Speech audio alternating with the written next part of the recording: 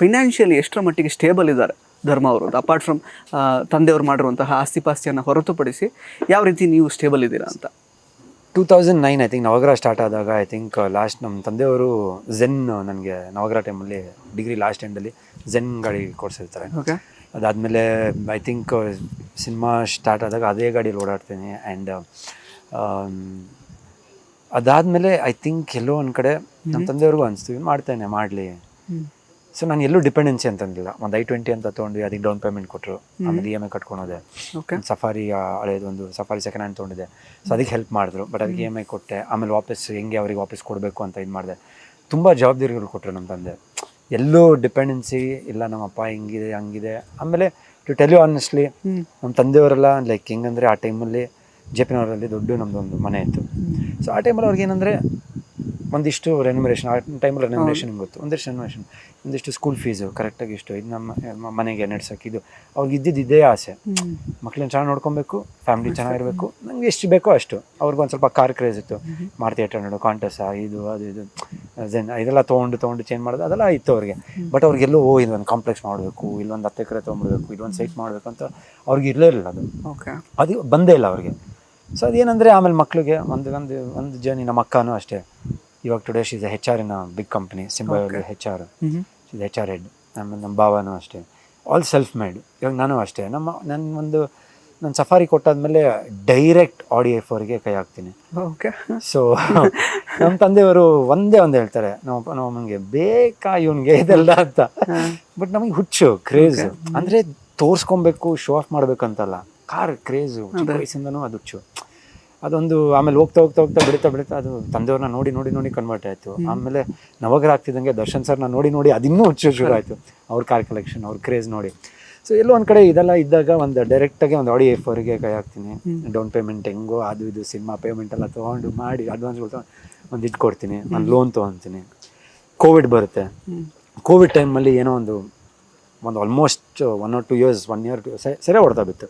ಆಮೇಲೆ ನನಗೆ ಯಾವುದೂ ಬಿಸ್ನೆಸ್ ಮಾಡ್ಕೊಂಡಿಲ್ಲ, ಯಾವುದೂ ಸೈಡು ನಾನೇನು ಇದು ಮಾಡ್ಕೊಂಡಿಲ್ಲ. ಸರಿ ಇದಿದ್ರೆ ಬಿಸ್ನೆಸ್ ಇದ್ದರೆ ಬರ್ತಾ ಇರುತ್ತೆ ಅಂತ. ನಾನು ಡಿಪೆಂಡೆನ್ಸಿ ಇದ್ದಿದ್ದೇ ಬರೀ ಸಿನಿಮಾ. ಮೇಕಪ್ ಹಾಕೊಂಡು ಕೆಲಸ ಮಾಡಿದ್ರೆ ದುಡ್ಡು ಸಿಗೋದು. ಸೊ ಆ ಟೈಮಲ್ಲಿ ಪ್ರೊಡ್ಯೂಸರ್ಸ್ಗೂ ನಾವು ಹೆಂಗೆ ಕೇಳೋಕ್ಕಾಗುತ್ತೆ, ಸರ್ ಕೋವಿಡ್ ಟೈಮಲ್ಲಿ ನಮಗೂ ಕೊಡಿ ಸರ್, ಪಾಪ ಅವ್ರದ್ದು ಕಷ್ಟಗಳು ಇರುತ್ತೆ.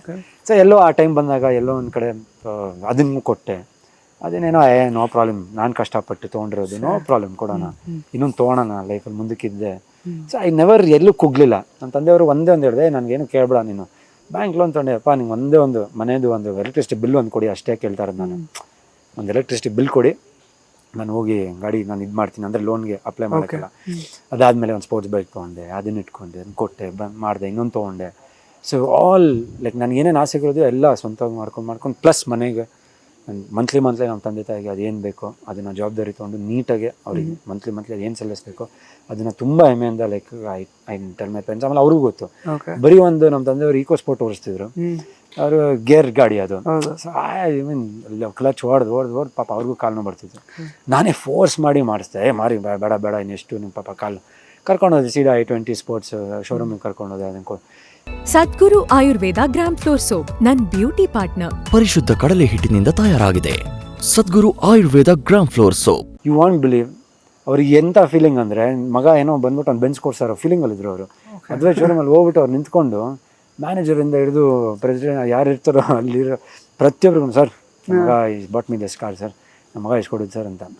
ನಂಗೆ ಅಲ್ಲೇ ಒಂಥರ ವಾವ್, ಕೊಡಿಸ್ತಾ ಇರೋದೊಂದು I-20 ಒಂದು. ಬಟ್ ಅವ್ರಿಗೆ ಹೆಂಗಂದರೆ ನನ್ನ ಮಗ ಏನೋ ನಂಗೊಂದು ಬೆಂಚ್ ಕೊಟ್ಟಷ್ಟು ಒಳ್ಳೆ ಫೀಲಿಂಗ್ ಅವ್ರಿಗೆ.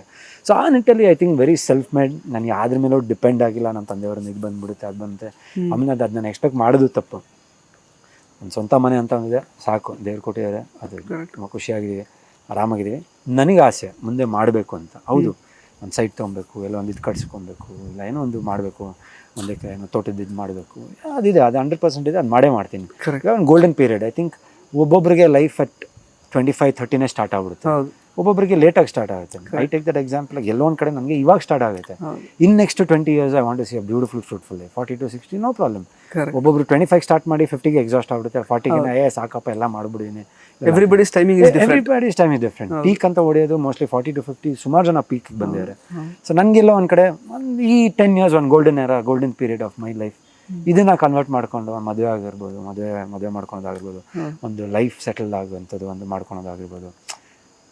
ಆಮೇಲೆ ನನಗೆ ಎಲ್ಲೋ ಮುಜುಗರ ಇಲ್ಲ.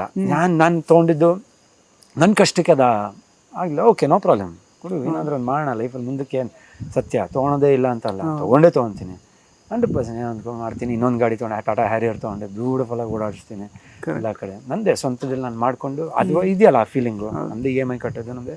ಐ ಥಿಂಕ್ ಅದು ಆ ರೀತಿಯಲ್ಲಿ ಐ ಥಿಂಕ್ ನಮ್ಮ ತಂದೆಯವ್ರಿಗೆ ವೆರಿ ಪ್ರೌಡ್. ಎಲ್ಲೋ ಒಂದು ಕಡೆ ಅದು ಆಡಿ ತೊಗೊಂಡಾಗ ಫಸ್ಟ್ 1-2-3 ಡೇಸು ಒಂದು ವಾರ ಹೆಂಗಪ್ಪ ಇವನು EMI ಎಲ್ಲ ಮಾಡ್ಕೊಂಡು ಬೇಕಾ ಇವನಿಗೆ ಅಂತ ಇದ್ದಿದ್ದು. ನೆಕ್ಸ್ಟ್ ಕಟ್ ಮಾಡಿದ್ರೆ ಯಾವ ಫಂಕ್ಷನ್ ಗಾಡಿ ತೆಗಿ ಅಂತ ಇದ್ರು. So he was very proud and very happy. ತಾಯಿನೂ ಅಷ್ಟೇ. ಲೈಕ್ ಬಟ್ ಇಟ್ಸ್ ಆಲ್ ಹಂಗಿದ್ರೆ ಲೈಫಲ್ಲಿ ಒಂದು ಸ್ವಲ್ಪ ಅಪ್ಸ್ ಆ್ಯಂಡ್ ಡೌನ್ಸ್ ಇದ್ದಾಗಲೇ ಲೈಫ್ ಅನ್ನೋದು ಒಂದು ತೋರಿಸುತ್ತೆ. ಆಮೇಲೆ ಯು ಅರ್ನ್ ಟು ಸ್ಪೆಂಡ್. ಹಂಗಂದ್ರೆ ಅದು ಏನಾದರೂ ಒಂದು ಕಮಿಟ್ಮೆಂಟ್ ತೊಗೊಂಡಾದ್ಮೇಲೆ ಆ ಜವಾಬ್ದಾರಿ ಬರುತ್ತೆ. ಹೌದು ಗುರು, ಎದ್ದು ಹೋಗಿ ದುಡಿಬೇಕು, ಇಲ್ಲಾಂದ್ರೆ ಹೆಂಗೆ EMI ಕಟ್ಟೋದು ಹೆಂಗೆ, ಮನೆ ಕೊಡೋದು ಹೆಂಗೆ, ತಂದೆ ತಾಯಿಗೆ ನೋಡ್ಕೊಳೋದು ಹೆಂಗೆ, ಏನೋ ಒಂದು ಇರಬೇಕಲ್ಲ. ಸಾಕು ಇಷ್ಟ ಓಕೆ ಇಷ್ಟಲ್ಲಿ ಓಡಾಡ್ತೀನಿ, ಇಷ್ಟ ಇದ್ರೆ ಅಲ್ಲೇ ಇರ್ತೀವಿ. ಹೌದು. ನೆಕ್ಸ್ಟ್ ಅದನ್ನ ಏನಾದರೂ ಮಾಡೋಕೆ ಅಂದರೆ ಮೈ ಮೇಲೆ ಮಾಡ್ಕೊಳೋದಲ್ಲ, ತಲೆ ಮೇಲೆ ಏನಾದರೂ ಮಾಡೋದು ಅದು ತಪ್ಪು. ಬಟ್ ಇರೋದ್ರಲ್ಲೇ ಮಾಡ್ಕೊಳೋದು ಏನು ತಪ್ಪಿಲ್ಲ. ಗೋಲ್ಸ್ನ ಅಚೀವ್ ಮಾಡೋಕೆ ಅದು ಇರಲೇಬೇಕು.